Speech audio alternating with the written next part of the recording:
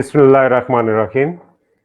स्पोफिट channel में शाहिदुल हक आपको खुशामदीद कहता है और मेरे साथ मुल्क के अजीम वेटलिफ्टर्स, बहुत ही अजीम खिलाड़ी हिज एक्सीलेंसी राफे भट्ट साहब मौजूद हैं और दूसरी जानिब हमारे साथ हिज एक्सीलेंसी शुजाउद्दीन मलिक साहब मौजूद हैं। शुजाउद्दीन मलिक साहब तमगा इम्तियाज़ पाकिस्तान का ले चुके हुए हैं और ये वाहिद वेट लिफ्टर हैं जो कॉमनवेल्थ गेम्स में गोल्ड मेडल हासिल कर चुके हैं। एशियन गेम्स हों या सैफ गेम्स हों, एक आला दर्जे पे अपनी परफॉर्मेंस को दे चुके हैं, जबकि राफे भट्ट साहब सीनियर मोस्ट हमारे वेट लिफ्टर्स में आते हैं। और मुझे याद पड़ता है कि वेट लिफ्टिंग का ट्रेंड जब डेवलप हुआ पाकिस्तान में बहुत ज़्यादा, तो राफे भट्ट उस टीम का हिस्सा थे जब 89 सैफ गेम्स में पाकिस्तान ने बेशुमार गोल्ड मेडल्स लिए। और मैं उसका आई विटनेस हूँ क्योंकि ये अपारा कम्युनिटी सेंटर में ये मुकाबले हो रहे थे और मुझे याद है कि छोटा हाल होने के बावजूद बाहर पार्किंग भी फुल थी। और ये जुनून जो उस जमाने में था, हम लोग इसको भी डिस्कस करेंगे और शुजाउद्दीन मलिक साहब के साथ होने वाले वाकयात और राफे भट्ट साहब के साथ होने वाले वाकयात को भी हम डिस्कस करेंगे, क्योंकि ये अपने ज़माने के अजीम सपूत है।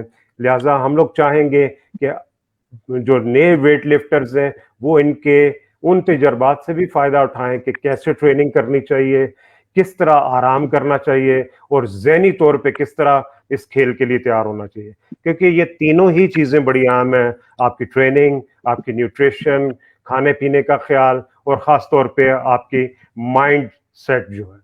तो माइंड सेट जो है वो मेरी जब इन दोनों भाइयों से बात हो रही थी तो मुझे पता चला कि इनफैक्ट तलहा ने जो परफॉर्मेंस दी है उसमें अगर कोच की मौजूदगी होती तो यकीनन ये और ज़्यादा परफॉर्म कर सकता था, क्योंकि एक मोटिवेशन कोच की तरफ से जो होती है उसकी वजह से इसमें कोई शक नहीं है कि वो मज़ीद बेहतर परफॉर्म कर सकता था। एनीहो, मेरे साथ मैं अपने इज़्ज़त माब राफे भट्ट साहब से दरख्वास्त करूंगा कि भट्ट साहब आप काइंडली थोड़ा सा अपना शुरू से लेके कि आपने कैसे वेट लिफ्टिंग से स्टार्ट लिया और इस खेल ही से क्यों इतनी मोहब्बत होगी और ऐसा क्या किया कि जिससे पाकिस्तान फख्र कर सके। जी भट्ट साहब आप बताइए। जी, बिस्मिल्लाहिर्रहमानिर्रहीम। मेरा नाम राफे भट्ट है और मेरा तल्लक गुजरात से है। मैंने जब शुरू किया था तो एज ए वेट लिफ्टर नहीं शुरू किया था। मैं ऐसे ही क्लब में अपनी फिटनेस के लिए गया था, तो वहाँ पे मैंने स्टार्ट में जब मैंने शुरू किया तो थोड़ा सा मुझे बॉडी बिल्डिंग का शौक हुआ, तो मैं सेम टाइम बॉडी बिल्डिंग और वेट लिफ्टिंग दोनों करता रहा। बॉडी बिल्डिंग में मैं अपने शहर का मिस्टर गुजरात रहा। गुजरांवाला डिवीजन में मैंने सिल्वर मेडल लिया और पंजाब में मैंने ब्राउन मेडल लिया बॉडी बिल्डिंग में। उसके साथ ठीक है। साथ ही मैं वेट लिफ्टिंग भी करता था। तो मेरी फिजिकली माशाल्लाह ये अल्लाह ताला की तरफ से बड़ी खास करम नवाजी थी कि मैं सेम टाइम दोनों ही स्पोर्ट्स करता था। और उस क्लब में जहाँ पे मैं करता था, अफजल हेल्थ क्लब, मेरे उस्ताद मोहतरम जनाब हाजी मोहम्मद अफजल शाकर साहब थे। और वो मेरे उस्ताद ही नहीं थे, वो एक जैसे बाप होता है, एक उस्ताद, एक भाई, एक दोस्त, वो मेरे लिए सब कुछ थे। तो ट्रेनिंग ट्रेनिंग इतने मैंने नहीं रखता। वो एक कहते हैं ना कि एक खिलाड़ी को बनाना और इंसान बनाने में बड़ा फर्क है। तो वो जो उन्होंने मेरी ट्रेनिंग की, वो इस तरह की ट्रेनिंग थी कि मैं एक ही वक्त में दो जगह पे मुकाबला लड़ता था और मैंने लड़े। ये जब पंजाब का मुकाबला था वेट लिफ्टिंग का और बॉडी बिल्डिंग का, सेम डे था और सेम ही टाइम था। बॉडी बिल्डिंग हो अच्छा। रही थी यूनिवर्सिटी ग्राउंड में और वेट लिफ्टिंग का मुकाबला हो रहा था मिंटो पार्क में। तो बॉडी बिल्डिंग में मैंने ब्राउन मेडल लिया और वेट लिफ्टिंग में मैं पंजाब चैंपियन हुआ और पंजाब के नए रिकॉर्ड बनाए। उस दिन मैंने रियलाइज किया और मेरे उस्ताद मोहतरम हाजी मोहम्मद अफजल शाकिर साहब ने मुझे कहा कि बेटा आप ये तेरे लिए बहुत मुश्किल हो गया है कि एक ही वक्त में तू दोनों साइड पे करे, तो अब तू डिसाइड कर के एक स्पोर्ट्स जो है ना वो शुरू कर ले। तो फिर उस दिन मैंने जो है डिसाइड किया कि मैं वेट लिफ्टिंग ही करूंगा, क्योंकि बॉडी बिल्डिंग में वो थोड़ा सा था कि वो फेवरेटिज्म आ जाता था, वो खिलाड़ी को कह देते थे तेरा ये वाला मसल नहीं है, तेरा फलां मसल नहीं है। तो उस दिन फिर मैंने डिसाइड किया कि मैं वेट लिफ्टिंग ही करूंगा। शुक्र अल्हम्दुलिल्लाह, जब मैंने वेट लिफ्टिंग शुरू की 79 में मैंने, वैसे तो मैंने शुरू की जिम जाना शुरू किया, और 1983 में मैं पाकिस्तान का चैंपियन बन गया 3 साल के अंदर अंदर। और ये मेरे ऊपर अल्लाह की खास करम नवाजी थी कि मैं पाकिस्तान में पहला मुकाबला, क्लब का मुकाबला मैंने जो कम्पीट किया था, वहां से लेके सैफ गेम तक, पहली सैफ गेम 85 तक मैं पाकिस्तान में ना कोई मुकाबला हारा हूं किसी से, और ना ही कभी मैं कोई ट्रायल हारा। तो ये अल्लाह की करम नवाजी थी कि 1983 में मैं पाकिस्तान का चैंपियन हुआ, और जब मैं पाकिस्तान का चैंपियन हुआ तो मैं सिलेक्ट हो गया 1984 सैफ गेम, जो कि नेपाल काठमांडू में होनी थी। इन्होंने मुझे सिलेक्ट कर लिया, मेरे ट्रायल हो गए, लेकिन जाने से 1 महीना पहले इन्होंने मुझे ड्रा कर दिया। अब ड्रा करने के बाद इन्होंने कहा जी कि ये बिल्कुल नया लड़का है, इसकी जगह हम किसी और को भेजेंगे, तो ये नहीं जाएगा। वो मुझे इन्होंने ड्रॉप कर दिया, मेरी जगह जो लड़का भेजा। मैं उस वक्त जब पाकिस्तान चैंपियन हुआ 137 किलोग्राम मैंने उठाया था, और मैं पाकिस्तान का चैंपियन बना। और जो इंडिया का वहां पे सैफ गेम में गोल्ड मेडल हुआ, उसने 127 उठाया और वो गोल्ड मेडल हो गया। इन्होंने मेरे साथ ज्यादती की। उस वक्त वो थे हमारे सेक्रेटरी साहब थे मुजफ्फर भट्ट साहब, और उस सेक्रेटरी तो आपको पता है ऐसे ही होता है।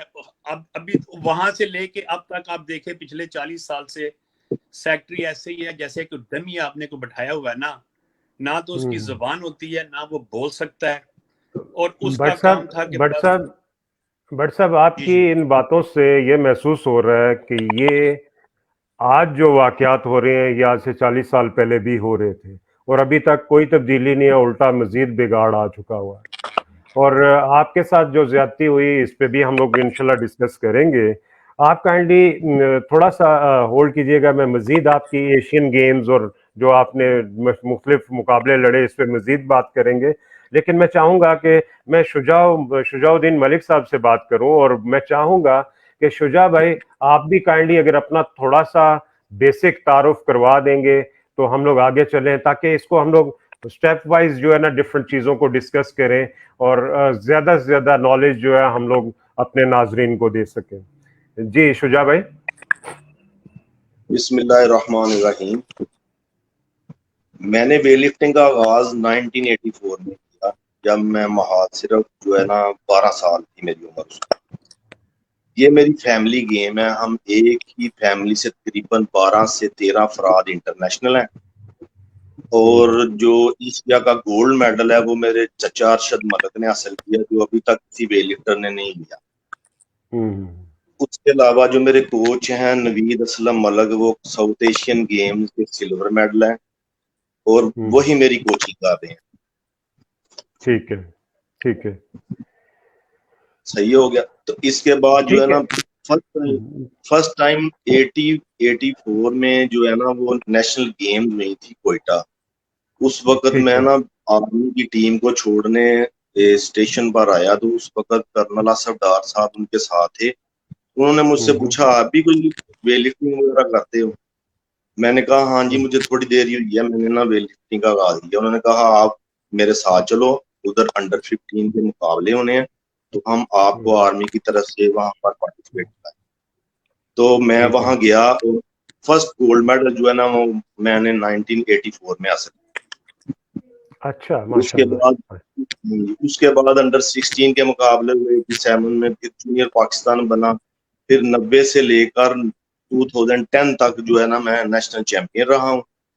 और मुख्तलिफ बॉडी वेट में मेरे 80 से ज्यादा नेशनल रिकॉर्ड है। अच्छा, माशाल्लाह, ये आपके उस प्रोफाइल में नहीं लिखा हुआ था। और शुजा भाई, ये मुझे बताइए कि किस दिन शिद्दत से एहसास हुआ या किसने ये एहसास दिलाया कि आप एक टॉप वेट लिफ्टर बन सकते हैं? बेसिकली मेरी कोचिंग जो है ना, मेरे जो चचा जान है नवीर इस्लाम मलिक साहब, उन्होंने मेरी कोचिंग की। उन्होंने हम्म देखा मुझे कि ये लड़का आगे जा सकता है।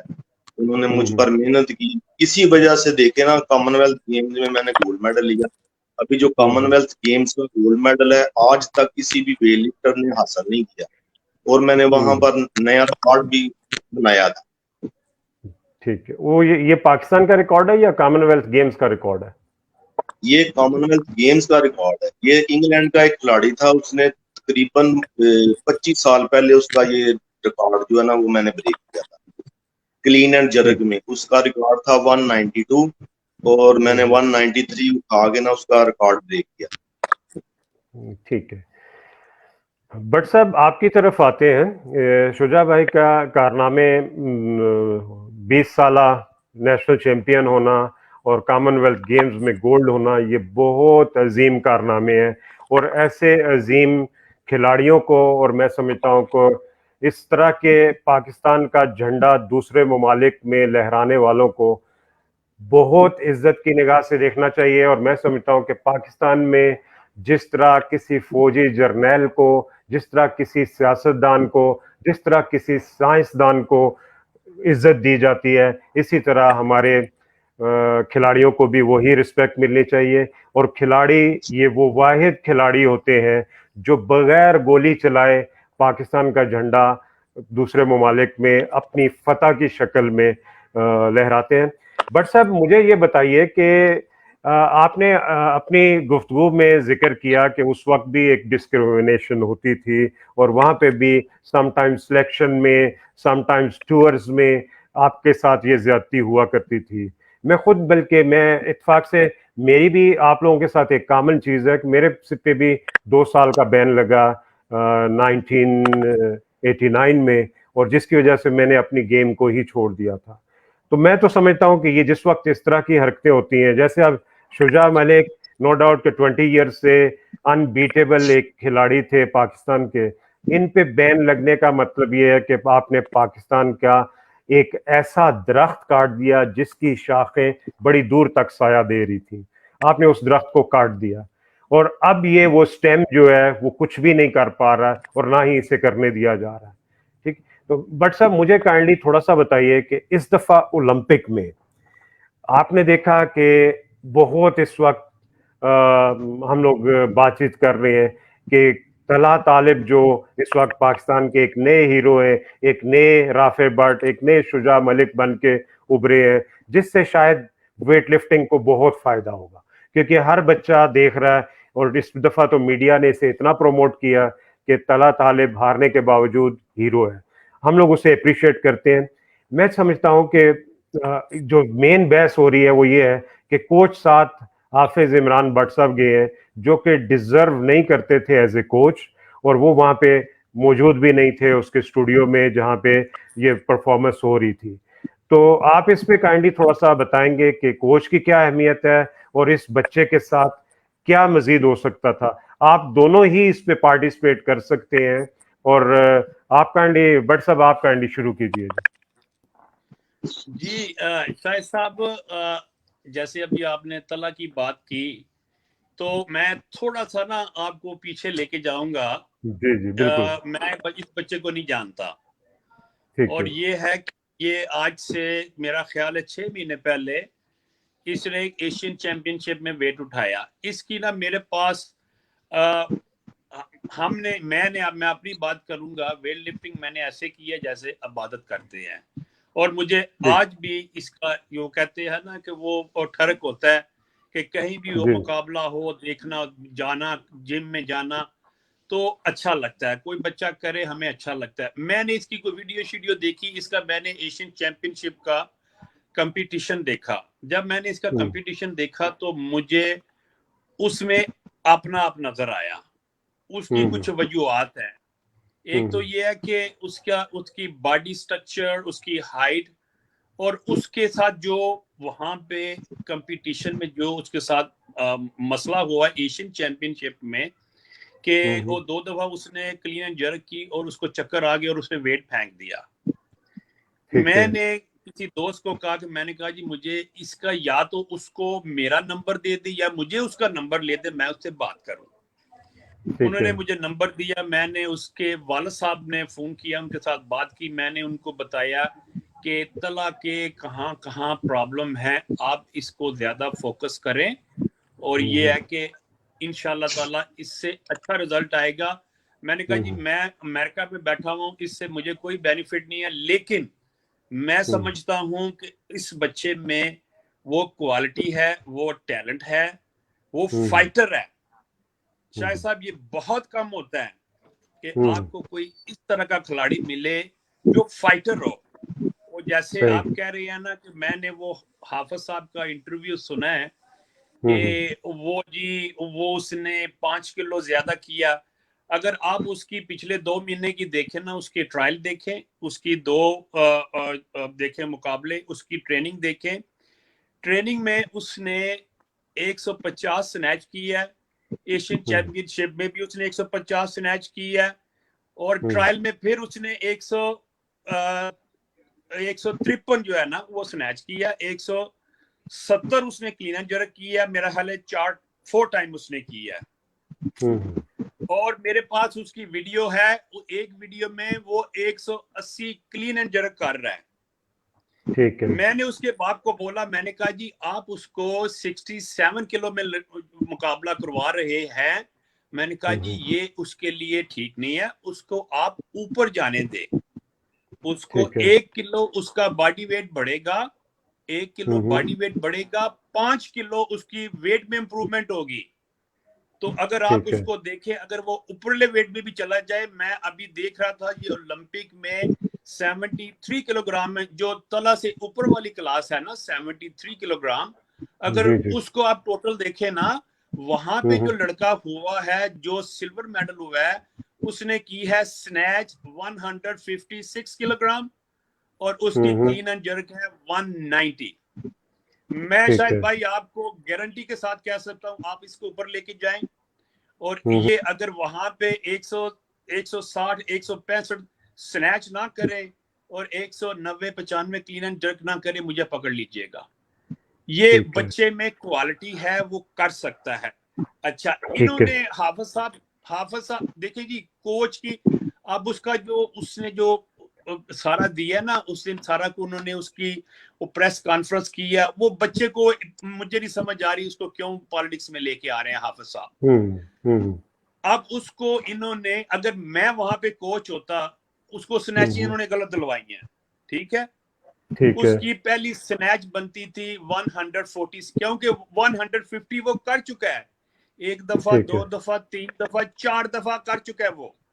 देखिए जब आप कंपटीशन में जाते हैं ना, तो वहां पे आप जाके तो आपने इम्प्रूव करना होता है, ये नहीं होता कि जो आप घर करके हैं उसी को आपने रिपीट करना है। इसको उन्होंने स्नैच दिलवाई है पहली 144 147 और 150। भाई क्यों आप उसको पहली 147 दिलवाएं, दूसरी उसको दिलवाएं 151 या 152। इन केस अगर वो नहीं भी कर सकता, उसने की हुई है पहले, लेकिन अगर वो नहीं कर सकता तो तीसरी डेफिनेटली वो करेगा। अच्छा, क्लीन एंड जर्क में भी आपने उसको गलत किया, वो कहता है जी ओ जी 10 मिनट का टाइम उन्होंने दिया था। ओ भाई खुदा के बंदो 10 मिनट ही होते हैं, सबके लिए 10 मिनट होते हैं। आप कह रहे हो, आप एक जगह आप कह रहे हो जी कि मेरे साथ 3 कोच होने चाहिए, और भाई वहां पे कोई वलीमा हो रहा है, 3 कोच होने चाहिए, कोच एक ही होना चाहिए, साथ उसके असिस्टेंट होते हैं। एक खिलाड़ी अगर आप देखें ना 8 की टीम लेके जाएंगे, इसका मतलब है कि आप 8 के नहीं 24 कोच लेके जाएंगे यार, क्या उसको बच्चे को आप करा रहे हैं। ऊपर से हाफिज साहब, मैं आपको शायद भाई ये अब से नहीं, ये 40 साल से हो रहा है, ये लड़कों को खुल के नहीं खेलने देते। जब हम भी उठाते थे ना, इनकी कोशिश होती थी 6 लिफ्टें पास करनी है आपने, 6 लिफ्टें पास। और यार खुदा के बंदो, 1 लिफ्ट पास करो, मकसद ये है कि मेडल आना चाहिए। मैं कहता हूँ जी कि ये हाफिज साहब की सुन लें। हाफिज साहब कहते हैं जी मेरे जैसा कोच ही कोई नहीं है। वो हाफिज साहब जैसा बुज़दिल बंदा मैंने अपनी जिंदगी में नहीं देखा। मैं तो इनको कहता था थरथल्ली वेट लिफ्टर। ये थरथल्ली, अच्छा। ये इन्होंने आज तक मुकाबला कोई नहीं जीता अल्लाह की मेहरबानी से। वो पता नहीं एक जो उन्होंने टूर भी एक दो जो किया होगा ना, वो ऐसे ही किया। इनका मुकाबला होता था गुजरांवाला से, मुजम्मल खान होता था उसके साथ। मैंने इनको नहीं देखा, इनको चक्कर आ जाते थे पूरे, जो होता था ना वहां पे पूरी टीम को इन्होंने वक्त डाला होता था। वहां पे कोच, ये बुज़दिल है। मैं आपको बताऊं, ये वेट लिफ्ट बुज़दिलों का काम नहीं है। वेट लिफ्टर जो होते हैं ना, जो दलेर होते हैं। और ये जो बच्चा है, मैं आपको कह रहा हूँ, ये जो बच्चा है, मैंने उसके बाप को भी बोला है, मैंने कहा यार मेरा इसमें कोई इंटरेस्ट नहीं है, लेकिन ये टैलेंट वेस्ट हो जाएगा। और वो कहते हैं जी कि मैं उसको, वो मेरे साथ है, वो मैं उसको कोचिंग कर। और मैंने उसके बाप को पूछा, वो कहता है जी हाफिज साहब उसको इंटरनेट पे, वो व्हाट्सएप पे उसको ट्रेनिंग कराते हैं।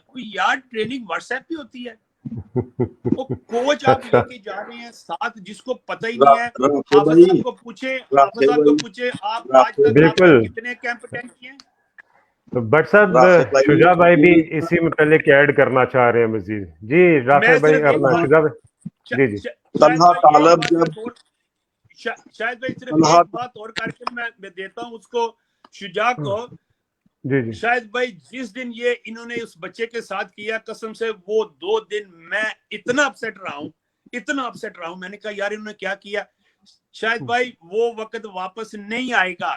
हमारा जो इन्होंने हमें जो बैन लगा के हमारे टूर जो मिस कर दिए हैं, हमारे मेडल जो जाया कर दिए हैं, वो कभी वापस नहीं आ सकते। यही इन्होंने बच्चे के साथ किया है।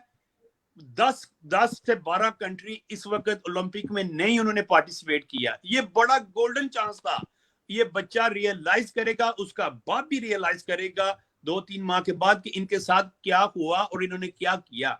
वो कहते हैं 5 किलो ज्यादा किया, 5 किलो, और उसने कम किया है। ये वेट तो उसने 6 महीने पहले भी उठाया। यार कैसे हैं आप, कैसे कोच है? कहते मैं बेस्ट कोच हूँ। तो यार तेरे को तो पता ही कोई नहीं किसी चीज का।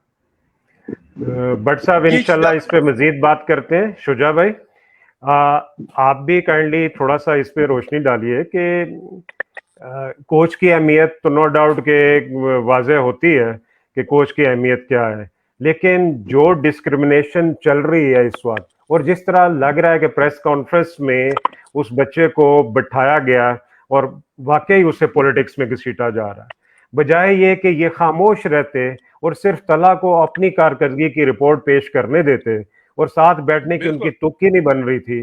जिस तरह आपने देखा है कि जितनी ज्यादा बैडमिंटन के कोच पे तनकीद हुई है, उसने बहुत अच्छा किया कि वो खामोश हो गया हुआ है। वो कि उसकी भी बहुत बड़ी गलती है, उस बच्ची के साथ किसी कोच को जाना चाहिए था।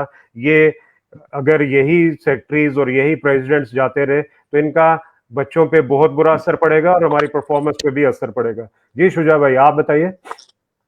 शाहद भाई, तलहा तालब को मैं बचपन से जानता हूँ। जब ये छोटा सा था ना, तो इसकी कोचिंग जो है ना नवीद असलम मलक ने की थी। ठीक है। जब वो फिर फोत हो गए, उसके बाद इसके बाप ने इसकी ट्रेनिंग की। हाफिज साहब का तो उसमें जिक्र ही कोई नहीं है। और कोचिंग कोच जो है ना, मुकाबलों में खिलाड़ी ने सिर्फ परफॉर्म करना होता है। मेन जो है ना कोच ही करता है। आप देख ले, दुनिया में रवाज है कि हमेशा जो है ना कोच ही डिजाइन देता है। कभी किसी प्लेयर ने डिजाइन दिया, हमेशा कोच डिजाइन देता है। तो ये सरासर जो है ना वो हाफिज साहब का कसूर है। ये श्योर शॉट हमारा ब्रोंज मेडल था। ये सिर्फ उनकी जो है ना नाअहली की वजह से हम ये जो है ना मेडल खो चुके हैं। शुजा भाई बताइए कि ये आप भी क्योंकि खेल में रहे, तो क्या वजह हुई कि आप पे भी बैन लगा और आप इस वक्त जो है ना बिल्कुल आउट है फेडरेशन से? सर मेन वजह पता क्या थी? मुझे ना मैनेजर बनाया गया था पाकिस्तान बाबडा वेट लिफ्टिंग जो है ना क्या कहते हैं बाबडा बाबडा का मुझे ना बाबडा वेट लिफ्टिंग टीम का मुझे मैनेजर बनाया गया था।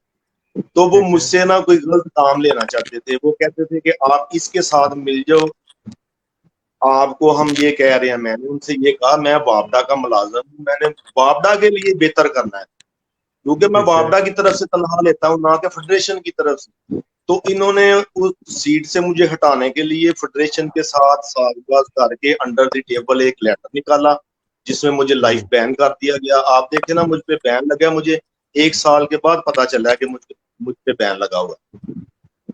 अच्छा। तो जो बंदा अगर किसी गेम के लिए कोई अच्छा करना चाहता हो ना, तो उसे अच्छा करने नहीं देते, ये उसके डराते हैं और उसको यही बताते हैं कि हम आपके ऊपर बैन लगा देंगे अगर आपने ऐसे कहा। जो इनकी जो है ना चापलूसी करता है वो इनके साथ है, जो नहीं करता वो उस साइड पे। ठीक है। चला अपना राफे भाई, आप काइंडली शुजा भाई और आप दोनों जरा डिस्कशन कीजिएगा, मैं थोड़ी सी देर के लिए अपने आप को बीच में से निकाल रहा हूँ। आपने काइंडली ये, शुजा भाई ने एक बड़ी इंपॉर्टेंट बात की है कि ये कोई ऐसा काम करवाना चाह रहे थे। काइंडली अगर आप खुल के बता सकते हैं तो बड़ी अच्छी बात है, हमें पता चलेगा कि वो लूप होल्स क्या है। क्या कल परसों की बात है कि एक बॉक्सिंग के एक पुराने ओहदेदार जो रेलवे से ताल्लुक रखते थे, उनके ऑफिस में एफआईए ने छापा मारा और पता चला 20,000 रुपीज वो रंग लगे हुए निकले उनसे, और वो आजकल गिरफ्तार है। कहीं ऐसा ही कोई काम तो नहीं आपसे करवाना चाह रहे थे जिसमें पैसे की इन्वॉल्वमेंट हो या खिलाड़ियों का इस्तेसाल होता हो? तो ये काइंडली आप लोग काइंडली डिस्कस करेंगे। मैं बीच में ही हूँ, आपको सुन रहा हूँ। मैं सिर्फ थोड़ा सा क्योंकि यहाँ पे मेरे साथ एक छोटा सा प्रॉब्लम हो रहा है, तो मैं उसको भी साथ साथ सॉल्व कर रहा हूँ, तो मैं ऑफ स्क्रीन जाऊंगा, आप काइंडली कंटिन्यू रखिएगा जी। हाँ जी, शुजा हाँ भाई। बिल्कुल। ये हाँ शुजा, हाँ देखें, शुजा तो मतलब ये है कि मेरे से जूनियर है, लेकिन ये बिल्कुल सही बात है कि ये उस वक्त भी, आप तो जूनियर थे, आपको तो नहीं पता, ये उस वक्त भी ऐसे ही करते थे। ये बिल्कुल ऐसे। खिलाड़ियों से पैसे लेने, इन लोगों ने, इन्होंने बिजनेस बनाया हुआ है। ये माफियाज हैं, ये माफियाज हैं, ये मिले हुए हैं, ये एक दूसरे के ऊपर ब्लेम करते हैं, इन्होंने इसको बिजनेस बनाया हुआ है। उसी वजह से ये खिलाड़ियों को ये अंडर प्रेशर रखते हैं। वो कहते हैं कि हमारी बात नहीं मानोगे तो ये कर देंगे। वो उस वक्त जो नकी भट्ट साहब थे मरहूम, वो, मैं तो उनको उनको सब लोग कहते थे बाबा स्पोर्ट्स, मैं कहता था बर्बादी स्पोर्ट्स है। उस वक्त भी उन्होंने इतने खिलाड़ियों के ऊपर बैन लगाया, और हम पे, मेरे पे भी बैन लगाया, 2 दफा दस्तगीर के ऊपर बैन लगाया। अब भी यही चीजें हो रही हैं, और मुझे तो पता ही नहीं था कि आपके ऊपर भी इन लोगों ने बैन लगाया है। और अगर आप इस तरह खिलाड़ियों के ऊपर बैन लगाएंगे अपनी जाती ना की वजह से, तो कैसे? मेरा मतलब है कि स्पोर्ट्स, और स्पेशली आप लोगों के ऊपर, जिन्होंने, मैं कहता हूं कि वेट लिफ्टिंग के करता धरता ही आप हैं गुजरांवाला में।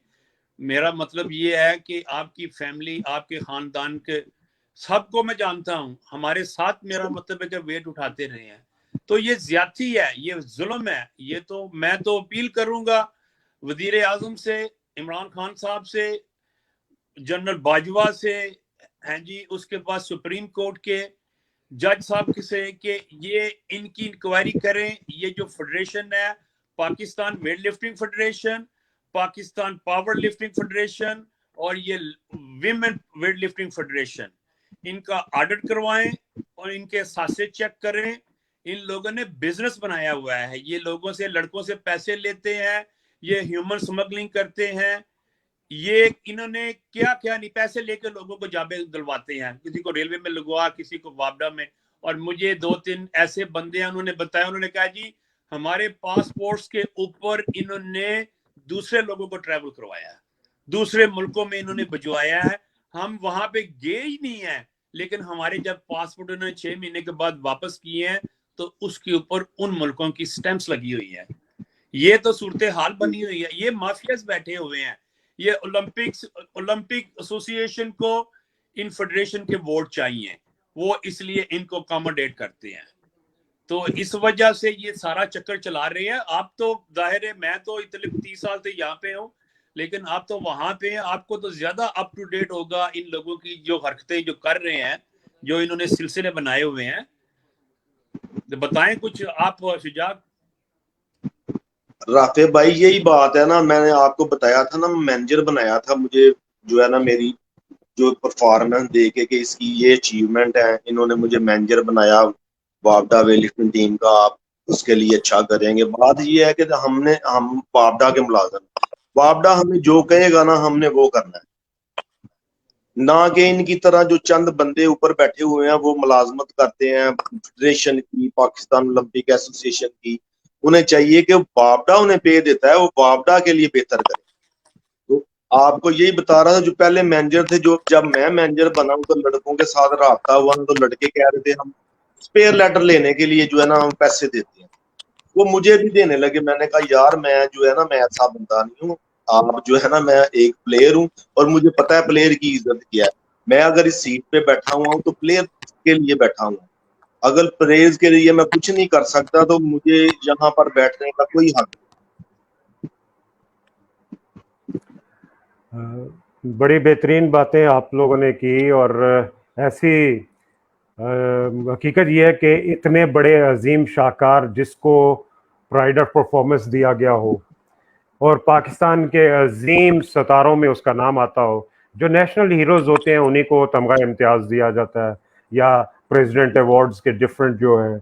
इसके अलावा जो आपने अपने लॉरल्स जीते होते हैं, जो तमगे और जो ट्रॉफीज, इससे बड़ा कोई एजाज नहीं होता।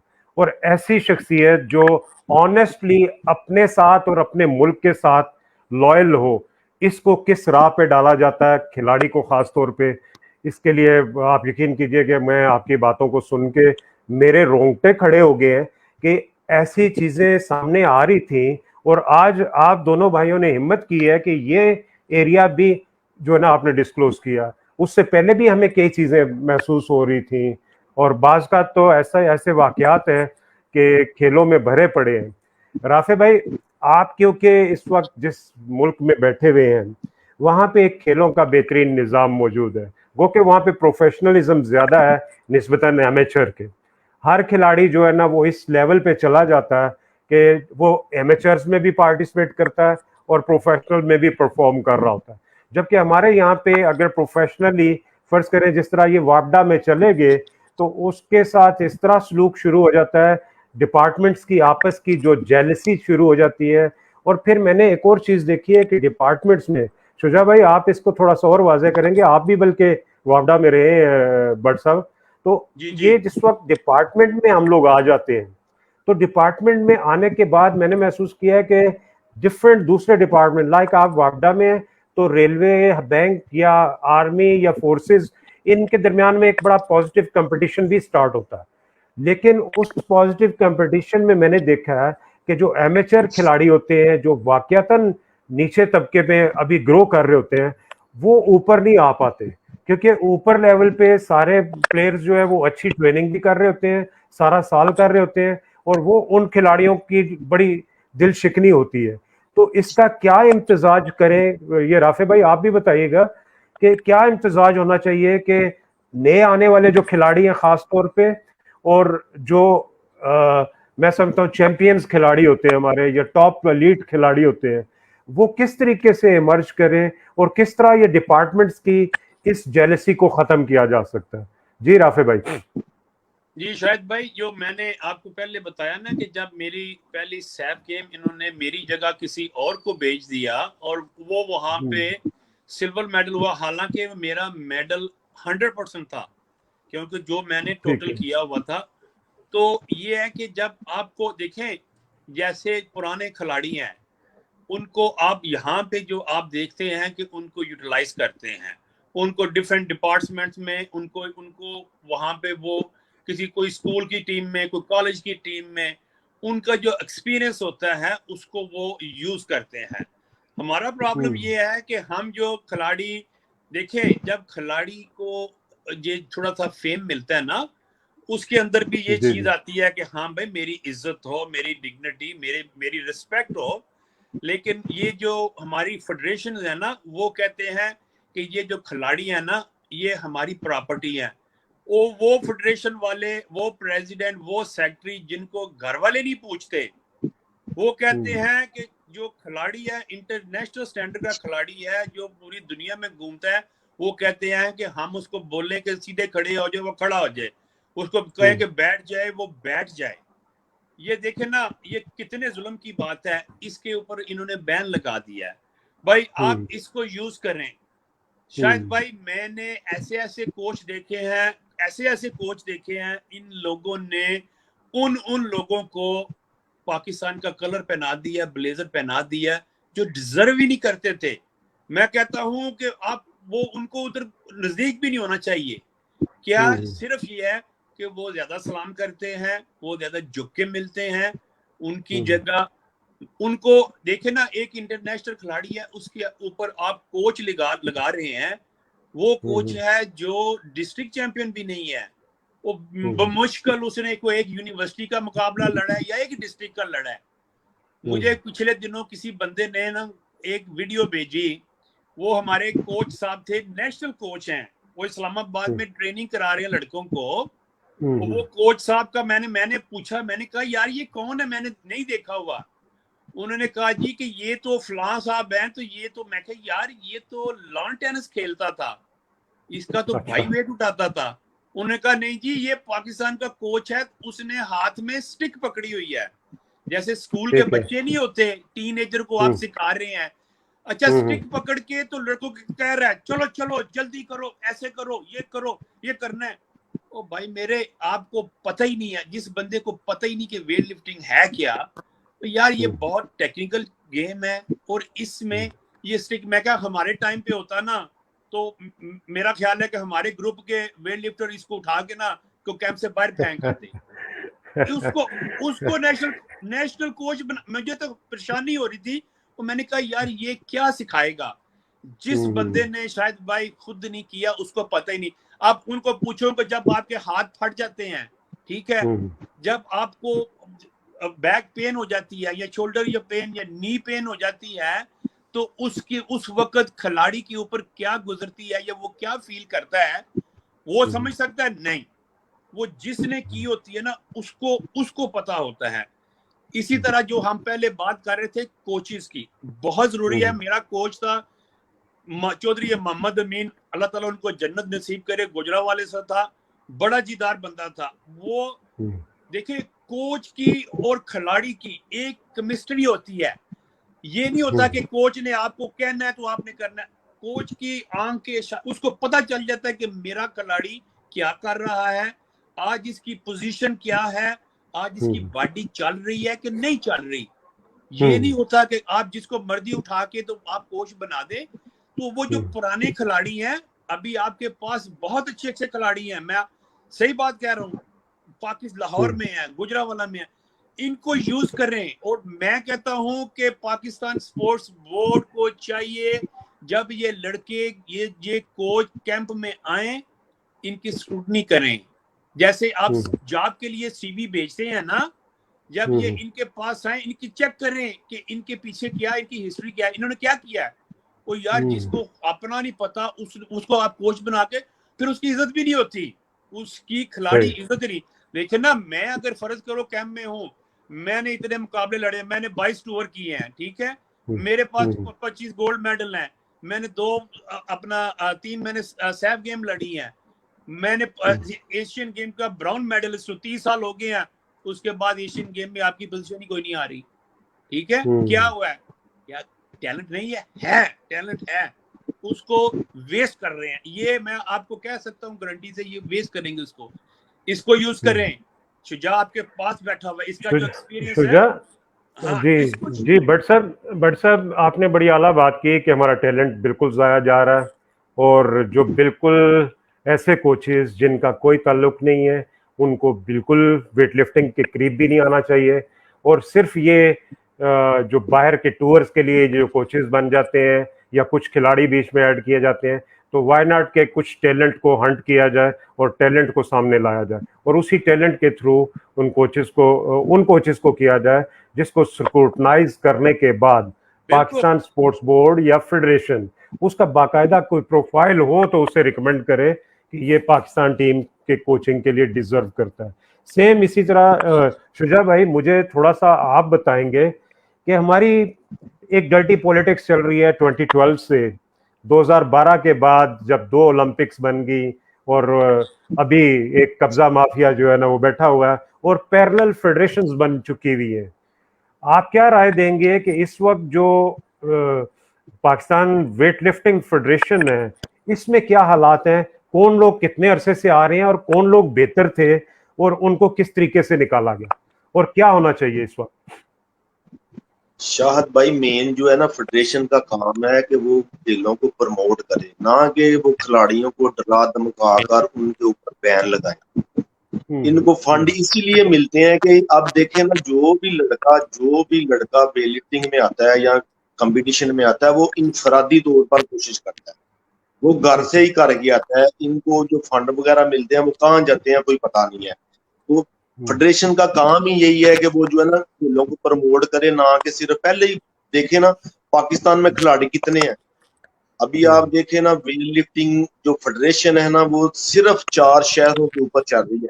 अभी जो वेट लिफ्टिंग सिर्फ है गुजरांवाला में, सियालकोट में, फैसलाबाद में, लाहौर में, इसके अलावा कहाँ है। पहले इतनी क्लबें होती थी, वो सारी क्लबें जो है ना वो खत्म हो गई हैं। कागजों में इन्होंने जो क्लबें इंदराज की हुई हैं, फंड ये खुद लेते हैं, उनको कुछ भी नहीं मिलता। वो सिर्फ अपने तौर पे लगे हुए हैं। ये जो क्या कहते हैं खिलाड़ी बन रहे हैं, जो कोचीज हैं, जो अपनी क्लबों में ट्रेनिंग करते हैं, वो उन्होंने तो एक हिसाब से वो क्या कहते हैं वो फैक्ट्रियां लगाई हुई हैं एक खिलाड़ी तैयार करने की। खिलाड़ी तैयार वो करते हैं, साथ इनके कोई और चला जाता है या ये खुद ही उठ के चले जाते हैं उनके साथ। ये तो उनके साथ ज्यादती है ना। जो कोचीज है वो उनकी बड़ी अच्छा, स्ट्रगल है एक खिलाड़ी तैयार करना। शुजा शुजा निज़ाम जो है ना बड़ा ख़राब है। कल इमरान खान साहब ने भी अपनी वो किसी ने कंप्लेंट की कि आप खुद खिलाड़ी हैं और खेल में जो है ना ये पिछले 3 साल से तो बहुत ज़्यादा हो गया हुआ है कि प्रॉब्लम्स आ रही हैं और पैरेलल फेडरेशंस बन रही हैं, खिलाड़ियों का इस्तेसाल हो रहा है, कोई पूछने वाला नहीं है। तो मैं समझता हूँ कि अगर उन्होंने कल कोई अलर्ट जारी कर दिया है कि अब मैं इस पे तवज्जो दूंगा, यकीनन उन तक वो तमाम रिपोर्ट्स पहुंच रही हैं जो आजकल सोशल मीडिया पे उनके खिलाफ ही कहूँगा, क्योंकि उन्होंने वाकई तवज्जो नहीं दी। वो खान साहब ने उन्होंने जिक्र भी किया और ये बहुत बड़ी बात है कि एक लीडर जो है अपनी गलती को मान के कह रहा है कि मैं, क्योंकि कौम के बाकी मसाइल इतने ज़्यादा थे, इदारे सारे कोलैप्स हो चुके थे, और उसने बताया है इमरान खान ने कि इस वक्त खेलों में एक माफिया जो है ना वो काबिज हुआ है। और इंशाल्लाह उन्होंने कहा है कि आने वाले जो 2 साल रह गए इसमें हम लोग खेलों को खास तौर पे तवज्जो देंगे। तो आप क्या राय देना चाहेंगे खान साहब को, शुजा भाई के खास तौर पे ये जो पैरेलल फेडरेशंस हैं ये कैसे खत्म हो सकती हैं और किस तरह सिर्फ वेट लिफ्टिंग या खेल से मुतल्लिक ही लोग जो है ना इसमें हुक्मरानी कर सकते हैं या उनकी इज्जत को बहाल किया जा सकता है? शाहद भाई, मैं तो ये कहूंगा कि एक दफा झाड़ू फिरना चाहिए, नए लोग आने चाहिए सामने, ताकि जो है ना वो इसको ना गेम को आगे लेके जा सके। ये जिन्होंने कब्जे किए हुए हैं ये कुछ भी नहीं कर रहे खिलाड़ियों के लिए। हम तो यही अपील करते हैं उनसे कि 16 साल से देखे ना, हाफिज साहब पहले 8 साल जो है ना पाकिस्तान वेट लिफ्टिंग फेडरेशन के सेक्रेटरी रही है। उसके बाद 8 साल उन्होंने क्या कहते हैं कानून चेंज करके ना, उन्होंने फिर 8 साल चीफ एग्जीक्यूटिव का ओहदा बना लिया। अब उन्होंने फिर वो उसमें उसको चेंज करके अब वो प्रेसिडेंट के लिए बैठ गए हैं। अब देखे ना 16 साल हो गया इनको, दिखाए ना कोई उन्होंने कुछ किया हो। ये तो वो मुकाबले ढूंढते हैं जिनमें इनको पता हो कि मेडल बनते हैं। मेन तो है आप गेम्स में मेडल है। अभी देखें 2006 में मैंने कॉमनवेल्थ गेम्स का गोल्ड मेडल जीता हुआ है, आज तक किसी ने जीता है? तो मैं तो मुझे ये अपील करूंगा कि इनका ऑडिट होना चाहिए और एक दफा झाड़ू फिरना चाहिए, ये क्योंकि ये सारे मुफाद परस्त लोग जो है ना फेडरेशन में बैठे। जी राफे भाई, आप अपनी एक्सपर्टीज भी थोड़ी सी बयान कीजिए जी इसी मैंने मुतालिक। जी शायद भाई, मैंने तो पहले ही कहा ना कि इन लोगों का ऑडिट होना चाहिए। सारी जो फेडरेशंस हैं स्पेशली इसको डिसॉल्व करें और इनमें बड़े अच्छे अच्छे लोग हैं वो लोग लेके आए जो अपनी जेब से पैसे लगाएं। देखें, अब जब मैं छोड़ के आया था तो उस वक्त वेट लिफ्टिंग फेडरेशन के प्रेसिडेंट थे शेख रियाज साहब, सियालकोट ठीक है। वाले कमेंट। हाँ जी, वो उस जैसा बंदा, उस जैसा जीदार बंदा मैंने अपनी जिंदगी में नहीं देखा। वो पुराना वेट लिफ्टर था, लेकिन यह कि वो अपनी जेब से पैसे लगा के, अपनी जेब से उन्होंने 5 सेट मंगवाए बाहर से। उस वक्त एक सेट 2 लाख रुपए का था।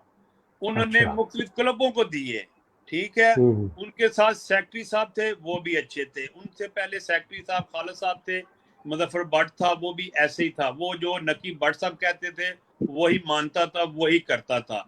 और वो जाके खिलाड़ियों की शिकायतें, ये जो इन्होंने बैन खेलना शुरू किया, वरना एक तो पहले तो ये इसको बिल्कुल खत्म करें। खिलाड़ियों के ऊपर बैन नहीं लगाएं, इनको इनके कोचेस के ऊपर, ये मैनेजर, ये सेक्रेटरीज के, इनके ऊपर बैन लगाएं। खिलाड़ी के ऊपर देखें ना, इनको ये बात समझ नहीं आती, ना कोच को, ना सेक्रेटरी को, और ना ही प्रेसिडेंट को। और भाई खिलाड़ी नहीं होंगे तो कोच की जरूरत ही नहीं है। खिलाड़ियों की वजह से तो आप बाहर जाते हैं, खिलाड़ियों की वजह ये से तो आपकी फेडरेशन बनी हुई है। तो ये है कि बिल्कुल सही बात है, इनके ऊपर इनकी इनकी इंक्वायरी करें, इनको चेक करें, इनका पिछले 10 साल का ऑडिट करवाएं कि इन्होंने क्या क्या किया है और ये कैसे खिलाड़ियों को, मेरा मतलब है इन्होंने कब, देखे जी उस वक्त भी नेशनल चैंपियनशिप होती थी, वो 10 रुपए का एक सर्टिफिकेट हमें देते थे और 100 रुपए का वो मेडल होता था, ठीक है। वो 30 खिलाड़ी होते थे, वो 10 खिलाड़ी होते थे, 30 मेडल होते थे, गोल्ड सिल्वर ब्राउन। और उसके बाद 10-10 रुपए का सर्टिफिकेट। कोई किसी खिलाड़ी को डीए नहीं मिल रहा, कोई किसी को डेली अलाउंसेस नहीं मिल रहे। सारे पैसे कहाँ जाते थे, सबको पता कि वहां कहाँ जाते थे। खिलाड़ियों को तो कुछ नहीं देते थे, तब भी नहीं देते थे। सबसे पहले खिलाड़ियों को आप सिक्योर करें, खिलाड़ियों को जरिए माश का बंदोबस्त करें, और उसके बाद इनको ट्रेनिंग के लिए भेजें। जब आप मेंटली आप सेटिस्फाई नहीं होंगे, अपने फाइनेंशियली जो मसले मसाइल हैं, आप कैसे स्पोर्ट्स करेंगे? ये तो स्पोर्ट्स ही बहुत महंगी है। और मजे की बात यह है कि खिलाड़ी घर से करते हैं।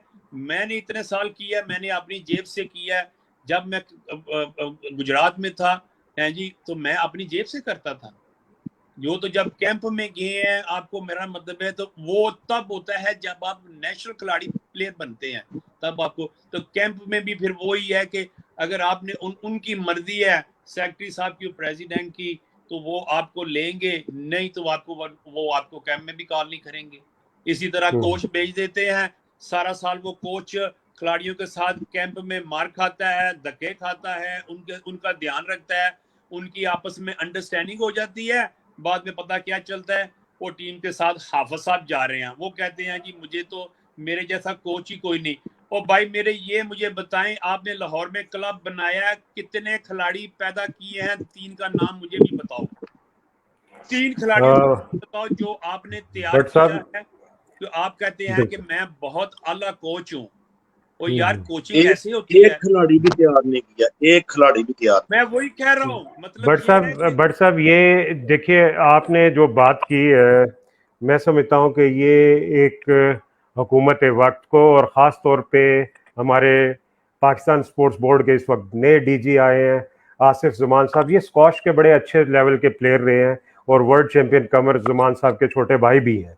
हमें इनसे बड़ी उम्मीदें हैं क्योंकि ये खुद खिलाड़ी रहे हैं, और इत्तेफाक से पाकिस्तान की बेहतरीन तरीन जो दुनिया की फौज है इसका हिस्सा रहे हैं। और इस हिस्से में फौज में मैंने देखा कि ये उस पार्ट रहे हैं जब ये ज़रबे अज़ब और क्लीन स्वीप चल रहा था टेररिस्ट के खिलाफ। तो मेरे ख्याल से इनका एक बड़ा अच्छा एक्सपीरियंस है, बैकग्राउंड है, ना सिर्फ खेल से बल्कि फौज के ऑपरेशन से भी। तो मैं तो दरख्वास्त करूंगा कि आसिफ जुमान साहब, आप एक ज़रबे अज़ब स्टार्ट कीजिए खेलों के लिए भी, और खान साहब को एतमाद में लें और उन्हें हकीकत बताएं कि पाकिस्तान में इस वक्त जो है एक खेलों से जो टेररिस्ट हैं इनका सफाया करें, एक कॉम्बिंग ऑपरेशन स्टार्ट करें। और जैसे शुजा ने बोला कि इसको क्लीन स्वीप होने की जरूरत है, मुकम्मल सफाई की। अगर मुकम्मल सफाया नहीं होता तो ये फिर इसी तरह की मशरूम्स जो ना दोबारा से निकल आएंगे और थोड़े अरसे बाद दोबारा से इस जाएगा। और ख़ास तौर पर पाकिस्तान ओलंपिक और ये जो पैरेलल फेडरेशंस की वजह से ना सिर्फ वो खिलाड़ी जो साइड पे हो चुके हुए हैं, आपके वेट लिफ्टिंग के एक बड़े ही अच्छे कोच थे, पढ़े लिखे थे और आगे जा रहे थे, अभी उन्होंने स्टार्ट ही लिया था, वो थे खिजर हयात, शायद आप लोग भी जानते होंगे बड़ी अच्छी तरह उन्हें।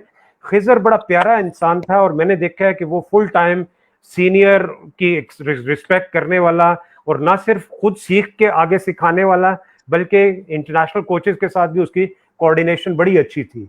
तो इस तरह के कोचेस बिल्कुल साइड पे हो चुके हुए हैं, जिनकी उम्मीदें थी कि वो शायद आगे जाके बहुत अच्छा काम करेंगे।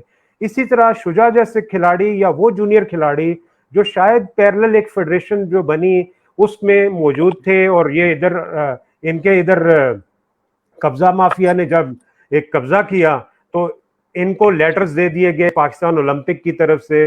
आप यकीन करेंगे कि ऐसा भी एक अलमिया हुआ कि बॉक्सिंग में एक जो पिछले कई सालों से चलती हुई फेडरेशन थी, उसके प्रेसिडेंट ने 5-5.5 करोड़ रुपए का गबन किया। पाकिस्तान स्पोर्ट्स बोर्ड ने खुद उस पर लेटर्स लिखे। पाकिस्तान स्पोर्ट्स बोर्ड ने ओलंपिक को कहा कि ये 2 नंबर आदमी है। पाकिस्तान स्पोर्ट्स बोर्ड ने उस बैंक को लेटर लिखे कि इसको मजीद पैसे ना निकलवाने दिए। इसके बावजूद वो पैसे भी निकलवा के भाग गया। और फिर जब वो वापस आया तो पाकिस्तान ओलंपिक के प्रेसिडेंट आरिफ साहब ने उसको जो है ना किया, रिकॉग्नाइज कर दिया, जबकि पूरी फेडरेशन सिर्फ एक दोदा भुट्टो रिकॉग्नाइज हुआ और उसके कहने पे जो जो लोग थे उनको रिकॉग्नाइज करके एक पैरेलल फेडरेशन बना दी गई, जिसको इन्होंने रिकॉग्नाइज किया। और इस डर्टी गेम के पीछे खालिद जो इस वक्त सेक्रेटरी है ओलंपिक का, वो मौजूद था। तो मैं रिक्वेस्ट करूंगा आसिफ जमान साहब से कि उस वक्त भी आप इन चीजों को ऑब्जर्व कर रहे थे बड़े क्लोजली, और आप जानते थे कि असल कल्प्रिट्स कौन है। आज आपके पास अल्लाह ने इख्तियार दिया, आप खान साहब के साथ मिलकर खान साहब के मिशन को पूरा करें और इन खिलाड़ियों के इस्तेसाल को खत्म करें। मैं समझता हूं कि इतने अजीम लोग आपसे अपील कर रहे हैं। राफे भट्ट हैं जो हमारे एक्सीलेंसीज में शुमार होते हैं, और इसी तरह शुजाउद्दीन मलिक जो है, ये इन्होंने तो बड़ी ही अच्छी बात की कि एक क्लीन स्वीप करके जो जो लोग हैं और पुराने लोगों को खत्म किया जाए। मैं खुद इस चीज के हक में हूं कि मैं तो समझता हूं कि +60 को एडवाइजरी बोर्ड में ले आए अगर उनमें कुछ है, और अगर वो भी हाफिज इमरान है तो उन्हें बिल्कुल फारिग किया जाए।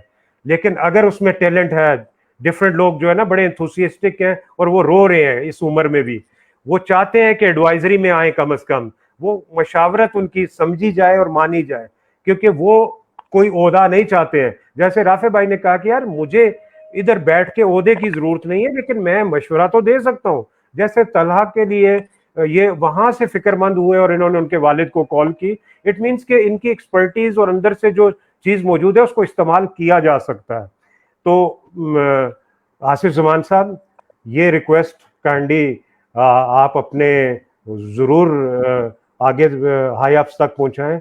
मिनिस्टर साहिबा बिल्कुल इस चीज से नावाकिफ हैं, गो कि उन्होंने भी एक कोशिश की और असेंबली में एक ऐसी स्पीच कर दी जिसमें उन्होंने बाकायदा हर चीज को वाजे कर दिया कि एक माफिया है जो इस पे काबिज है। अगले 4 साल हमें अगर कहीं कुछ भी पार्टिसिपेट नहीं करना मिल रहा, अगर हम कुछ भी नहीं कर रहे और अपने वतन की स्पोर्ट्स के सिस्टम को बना जाते हैं, तो मैं समझता हूं कि हमारे मेडल्स आना शुरू हो जाएंगे, सिर्फ वेट लिफ्टिंग में नहीं बल्कि हर गेम में। शुजा भाई आपका, राफे भाई आपका बहुत शुक्रिया। हमारा ये प्रोग्राम मुझे यकीन है कि हर उस तक पहुंचाया जाएगा, और मैं दोस्तों से, खेलों से मोहब्बत करने वालों से, खिलाड़ियों से और कोचेस से मैं रिक्वेस्ट करूंगा कि इस वीडियो को हर रिस्पॉन्सिबल पर्सन तक पहुंचाएं, हर जिम्मेदार तक पहुंचाएं, ताकि हमें इस खेल के निज़ाम को बेहतर करने में मदद मिल सके। जो लोग इस वक्त बाख्तियार हैं, मिनिस्ट्रीज में है या पाकिस्तान स्पोर्ट्स बोर्ड में है, वो एक स्ट्रॉन्ग एक्शन लें। ये तमाम खिलाड़ियों की फौज, कोचेस की फौज आपके साथ है, और आप जानिए कि ये वो ऑफिशियल्स जो इंटरनेशनली परफॉर्म कर रहे थे, आज घरों में बहुत ही तंगी में, तंगदस्ती में वो कर रहे हैं, क्योंकि शुजा मलिक क्योंकि प्रोवाइडर परफॉर्मेंस था, इसको तो निकाल नहीं सके वापडा से, लेकिन कई खिलाड़ियों, कोचेस को अपने रोजगार से भी खत्म कर दिया गया। मैं बहुत शुक्रिया इस चीज से इजाजत चाहूंगा आपसे कि राफे भट्ट साहब आप काइंडली आखिरी अपने अल्फाज अदा कीजिए, और इसी तरह शुजा भाई आपने करना है। जी शुजा भाई और राफे भाई आप प्लीज पहले बोलिए। जी बहुत शुक्रिया शाहिद भाई, आपने मुझे मौका दिया। जाते जाते मैं एक बात तला के लिए ज़रूर कहूँगा कि अगर तो आपने हाफिज साहब को फॉलो करना है, उस बुज़दिल कोच को, तो मेरी बात याद रखना, आप कभी भी नहीं, वो खिलाड़ी कभी भी नहीं विन कर सकता जो फाइटर ना हो। तो हाफिज साहब में वो क्वालिटी नहीं, उनको मत फॉलो करो, उनको मत कोच बनाओ, कोच उसको बनाओ जो जो आपको मोटिवेट करे, आपको आपके अंदर वो फाइटिंग वाली वो स्पिरिट पैदा करे, ना कि आपको डराए और धमकाए। मैं हर तरह से हर वक्त वेट लिफ्टरों के लिए, वेट लिफ्टिंग के लिए हाजिर हूँ। मेरी ज़रूरत हो ना, फिजिकली नहीं, मेरी यहाँ पे बैठे अगर किसी को किसी भी किस्म की मेरी तरफ से हेल्प की ज़रूरत हो तो मोस्ट वेलकम, मुझे कोई इसमें आर नहीं होगा। क्यों कि ये मैंने ये वेट लिफ्टिंग जो है मैंने एज ए स्पोर्ट्स नहीं, एज ए इबादत की है। और मैं आज भी, मैं अगर मुझे एक दफ़ा फिर ज़िंदगी मिले तो मैं वेट लिफ्टिंग ही करूँ। लेकिन मैं दुआ करता हूँ कि अगर वेट लिफ्टिंग करूँ तो इस तरह के जो माफियाज हैं ना, वो कम से कम फेडरेशन में ना हो, अच्छे लोग हों और वो लोग लेके आए जो वेट लिफ्टिंग को प्रमोट करें, वेट लिफ्टिंग के लिए अच्छा करें।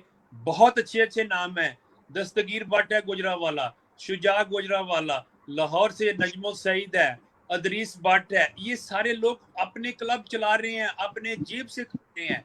इन लोगों को प्यार है स्पोर्ट्स से, इनको वेट लिफ्टिंग से प्यार है। सेक्रेटरी ऐसा होना चाहिए जो शहर शहर जाए और नया टैलेंट देखे, क्लबों के साथ इंटैक्ट रहे, उनके साथ। ये नहीं है कि जिस क्लब ने नहीं बात मानी, जिसने बंदे ने नहीं मानी, उसके ऊपर बैन लगा दी। तो मेरी दुआएं, मेरी सारी अच्छी दुआएं अपनी वेट लिफ्टिंग के लिए, अपने खिलाड़ियों के लिए, कि अल्लाह ताला, मैं कहता हूँ कि हमारी ज़िंदगी में कोई ऐसा वक्त आए कि हम भी कहें कि हमारे वेट लिफ्टर में ओलंपिक में गोल्ड मेडल लिया। और इंशाल्लाह इंशाल्लाह इंशाल्लाह हमारी दुआएं साथ हैं और वो वक्त हमारी ज़िंदगी में इंशाल्लाह ज़रूर आएगा। बहुत शुक्रिया भट्ट साहब आपका। जी शुजा भाई, आप क्या मैसेज देना चाहेंगे आने वाली नस्ल को? शाहद भाई, पहले तो मैं आपका शुक्रगुजार हूँ, आपने मुझे मौका दिया। मैं इधर सिर्फ एक एडवाइस देना चाहता हूँ कि जो है ना, जो एक क्लब जो है ना मेन चूज है, क्लब मिलके एक जो है ना वो डिस्ट्रिक्ट एसोसिएशन बनाते हैं, डिस्ट्रिक्ट एसोसिएशन मिलके फिर वो डिवीजन एसोसिएशन बनाते हैं, उसके बाद ये ना सूबाई बनती है, सूबाई के बाद फेडरेशन बनती है। तो मेरी ये तजवीज है कि जो फेडरेशन, जो क्लब है ना, उनको रजिस्टर किया जाए और जो फंड है ना वो सीधा उन क्लबों को दिया जाए, बजाय ये कि फेडरेशन को दिया जाए। फिर देखिए हमारी स्पोर्ट्स कहाँ से कहाँ जाती है। और उनको ही हक मिलना चाहिए, क्या कहते हैं, क्लबीज को, वो जो है ना वो अपनी फेडरेशन को चॉइस करे, वो सेक्रेटरी और सदर बनाए, ना कि ये जो दूसरे बैठे हुए हैं ये फेडरेशन बनाए। बहुत शुक्रिया शुजा भाई और राफे भाई। आप यकीन जानिए कि मैं आज प्राउड फील कर रहा हूँ कि मैंने पाकिस्तानी नेशन को एक ऐसा प्रोग्राम दिया जिसमें पाकिस्तान के अजीम खिलाड़ी मौजूद हैं। मुझे फ़ख्र है आप लोगों पे, मेरा सलूट है आप लोगों के लिए और दुआएं हैं आपके लिए कि इसके साथ साथ मैं ये दुआ करता हूँ कि जो आपने तजावीज़ दी हैं और जिस तरीके से आपने रिस्पेक्टफुली तल्हा जैसे न्यू टैलेंट को प्रमोट किया और उनसे अप्रिशिएट किया और जिस तरह उसकी हौसला अफजाई आप कर रहे हैं, मैं समझता हूँ कि इस तरह यकीनन आप अगर आइंदा भी हमारे इस प्रोग्राम में आते रहें तो हम यकीनन अच्छे टॉपिक्स के साथ मज़ीद ट्रेनिंग्स और डिफरेंट चीज़ों पे बातचीत भी करेंगे और इस प्रोग्राम को इंशाल्लाह जारी रखेंगे और मज़ीद अच्छे वेट लिफ्टर्स और एक्सपर्ट्स जो वेट लिफ्टिंग से रिलेटेड है हम लोग इनको इनवाइट करते रहेंगे।